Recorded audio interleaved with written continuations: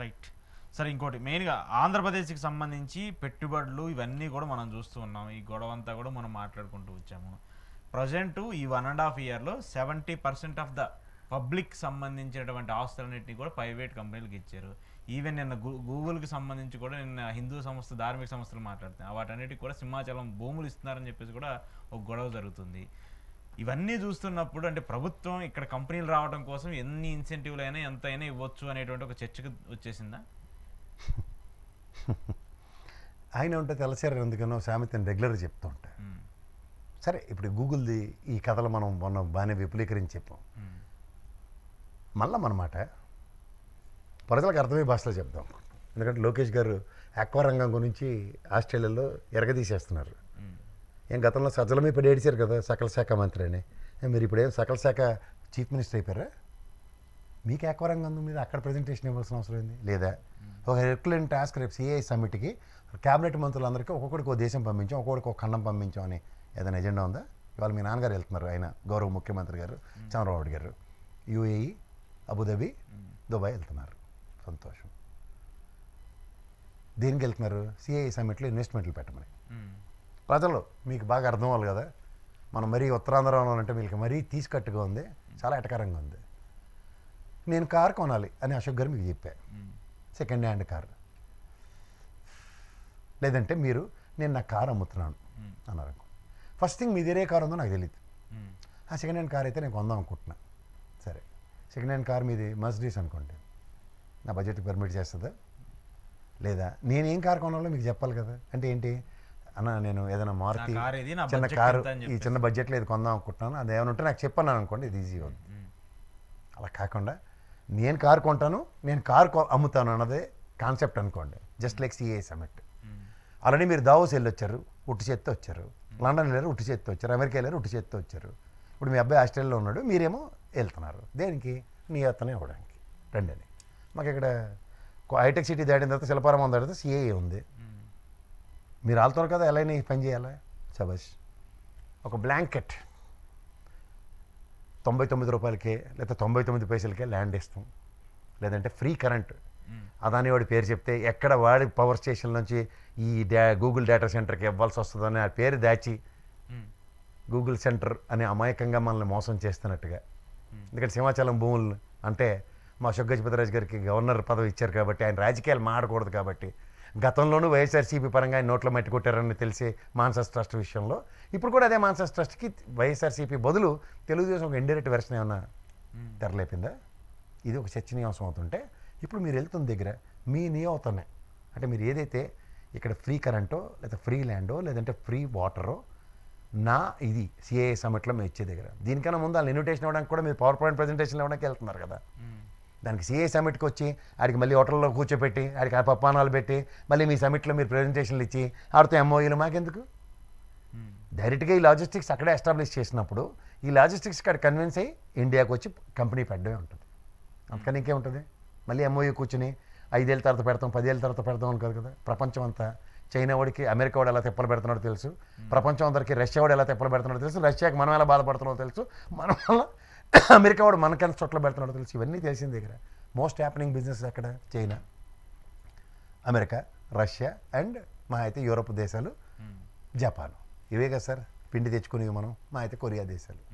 వీటిలో పిండి తెచ్చుకోవడానికి నీ దగ్గర నియోత అవ్వడానికి నీ దగ్గర బేసిక్స్ అంటే ఈజ్ ఆఫ్ డూయింగ్ బిజినెస్ అన్నది ఒక బ్లాంకెట్ పెర్మిషన్స్తో ఒకటి ప్రియాంబుల్ ఉంటే ఎంత ఈజీ.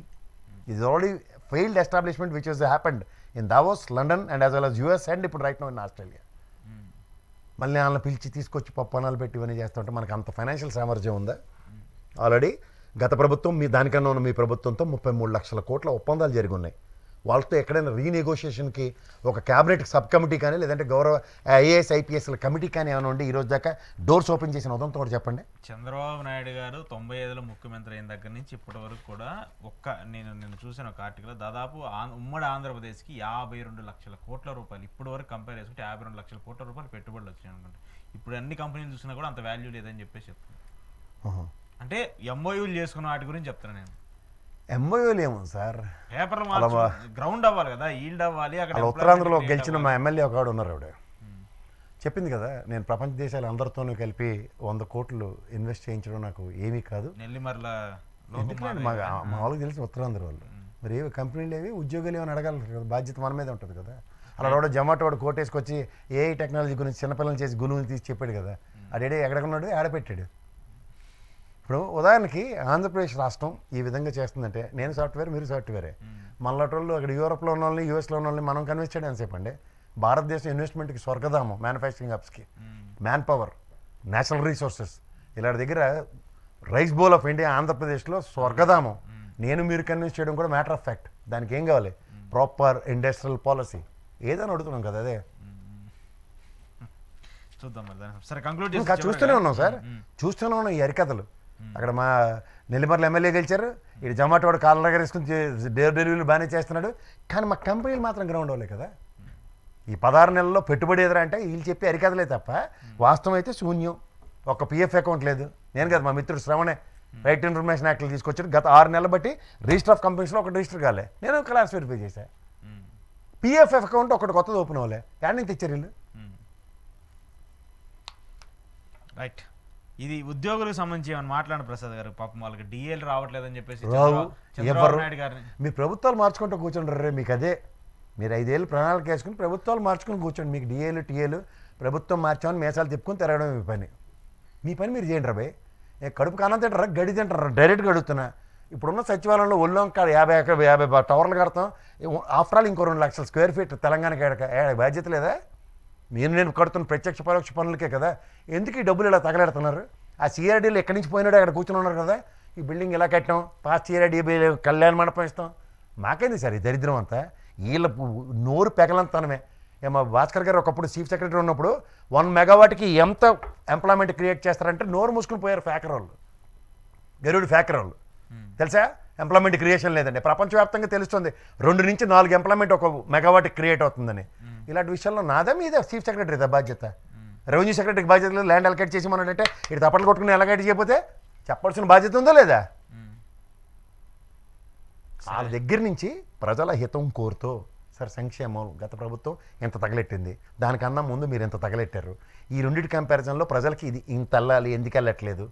మాకు రావాల్సిన 6 బుల్లెట్లు వీళ్ళు దించేస్తామని దిగలేదు కదా. మాకు రాని వీడికి డిఏ ఎందుకు ఇవ్వాలి? అంటే సామాన్య ప్రజలకు బొంగేం కదా. సామాన్య ప్రజలు మేము తిప్పలు పడుతున్నాం, మాకు తిప్పలు తీర్చవలసిన వాడు మేము అనుకున్న ప్రభుత్వం వాడు గాలికి వదిలేశాడు. మేము కడుతున్న ట్యాక్సులతో జీతాలు తీసుకుని మీరు గాలికి వదిలేస్తే మీకు మాత్రం డిఎల్టీఎల్ ఇవ్వాలా? చెప్పన్నాడు సార్. ఎరికైనా ధరలు పెరిగాయని చెప్పి కేంద్ర ప్రభుత్వం డిఏ ఇస్తుంది, మరి మాకు ధరలు పెరిగితే దిక్కువాడు అడిగినోడు వాడు. అంటే ఇప్పుడు మీరు ప్రభుత్వ ఉద్యోగుల్ని ఇచ్చినా ఇవ్వకపోయినా మీరు సైలెంట్గా పనిచేయండి అంటున్నారు. సైలెంట్గా పని చేయకపోతే రాజీనామా చేసి పొమ్మనండి. ఏమి ఒక చీఫ్ సెక్రటరీ గారు కానీ ఒక ప్రిన్సిపల్ సెక్రటరీ కానీ డిసెంట్ నోట్ రాయరా? ఈ ప్రభుత్వం చేస్తున్న పనికిమాలిన పని అని బయటకు వచ్చి ప్రవర్తనలు చెప్తున్నారు కదా. వీళ్ళందరినీ భరిస్తున్నాం కదా మనం మార్కెట్లో. ఉద్యోగ సంఘాలు కలకల ఇలా ఏంటి స్టార్చ్ పెట్టి మరి కద్దర్లు వేసుకునేలాగా చూడు, రోబోలు నడిచినట్టు నడిచికెళ్ళి ఎమ్మెల్సీలు అయిపోయారు కదా. ఎవడరా మీకు ఎమ్మెల్సీలు చేసిందని అడిగినోడు ఎవడన్నాడా? రాజకీయ దృక్పథం కాకుండా సేవా తత్పరత, ఎంప్లాయీస్ కోసం నిరాదీక్షి చచ్చినోడు ఎవడన్నాడే? చూద్దాం, చూద్దాం. ఇలా చూస్తూనే ఉన్నాం జరుగుబాటు. ప్రభుత్వాలు మార్చేస్తారు కదా. మేము తలుచుకుంటే ప్రభుత్వం మారిపోద్ది కదా. ఆడు మారితేట్టి నీడు మారితాడు సంకనాకండి ఇప్పుడు వెళ్ళి ఎందులో పడి. ఎంప్లాయీస్ పరిస్థితి దారుణంగా ఉంది.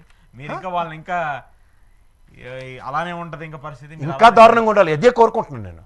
వీళ్ళు ప్రభుత్వాలు మారుస్తారు కదా సార్, మిషన్లు నొక్కుతారు కదా వీళ్ళే. మిషన్లు నొక్కేది వీళ్ళే ఉన్నటువంటి వ్యక్తులు సార్. వాళ్ళు అయ్యా మాకు తెలదు. వ్యక్తులు వాళ్ళు కూడా ఓటు హక్కు ఉంటుంది, వినియోగించుకున్నారు. నాది కూడా అడే వినియోగిస్తున్నాడు. జాగ్రత్తగా వినండి. అలా కదండి, జాగ్రత్తగా వినండి.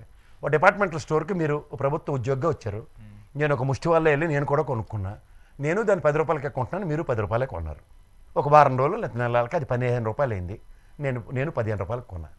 నీకు 15 రూపాయలు అయిపోయిందని చెప్పి కేంద్ర ప్రభుత్వం డిఏ అనౌన్స్ చేస్తుందా? మేమేం చేసామని డిఏ ఎవడు మాకు ఇస్తాడు? నీకైతే డిఏ ఇవ్వకపోతే హొక్కట. ఏమో నీకు తెలియట్లేదా బాధ? ఇప్పుడు మీ వాళ్ళేమో ఏం చెప్తున్నారు, కనీసం మాకు 32,000 కోట్ల రూపాయల బకాయిలు మిగిలిపోయినాయి, వాటి డిఎల్ పక్కన పెట్టేసేయండి, వాటిని తీర్చట్లేదు, ఇన్సూరెన్స్లు రావట్లేదు, రిటైర్డ్ అయిపోయిన వాళ్ళకి ఇవ్వాల్సిన నీకు ఇన్సూరెన్స్ రావట్లే కదా, ఇవన్నీ అరే రావట్లేదు బాబు నీకు ఇన్సూరెన్స్ రావట్లే కదా, ఏ ప్రిన్సిపల్ సెక్రటరీ హెల్త్ ఉన్నాడు కదా, ఆరోగ్యశ్రీ బిల్లు ఎందుకు ఇవ్వట్లేదని వీళ్ళు ఎందుకు అడగట్లే? ఆరోగ్యశ్రీ బిల్లు ఉన్నాయి కదా సార్, సామాన్యం వాడు చచ్చిపోతున్నాడు సార్, నా డిపార్ట్మెంట్లో నాకు డిఏ రావాలి, నా ఇన్సూరెన్స్ రావాలి, నేను ఉద్యమం చేసేస్తున్నావు కదా, మరి అక్కడ ప్రజలు చస్తున్నారు కదా, దానికి నీ బాధ్యత ఏదిరా? వీళ్ళు కత్తర చొక్కాగా లేరే పిల్లల్ని ఆమరణ చేసి చావమనండి వాళ్ళ కోసం, ప్రజల కోసం. ప్రభుత్వంతో వెళ్ళేట ఓ డైలాగ్ ఓపెన్ చేస్తేట ఎంత కష్టం ఉందో మీకు తెలియదా అంటే, ఎరా ఇన్ని సంక్షేమాలు అనౌన్స్ చేసినప్పుడు కష్టమేటో మాకు తెలియలేదా, ఎందుకు అనౌన్స్ చేస్తాను ప్రజల తరఫున అడిగిన వాడు ఉన్నాడు.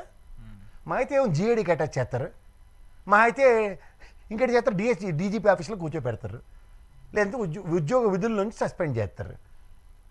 నెక్స్ట్ ప్రభుత్వం రాగానే నువ్వు నాగిరి డ్యాన్స్ నీకు దగ్గర ఒరిజినల్ ఉంటుంది కదా, సీడీ తీసి వేసావంటే అమ్మమ్మ ఈడు అపర మేధావి, నా కోసం ఈడు ఎంత తప్పలపడ్డాడు వెనక్కి లటక్కని శంకనెత్తేస్తారు కదా, మన మా సీనాన్ని అలాగెత్తారు కదా లోపలికి.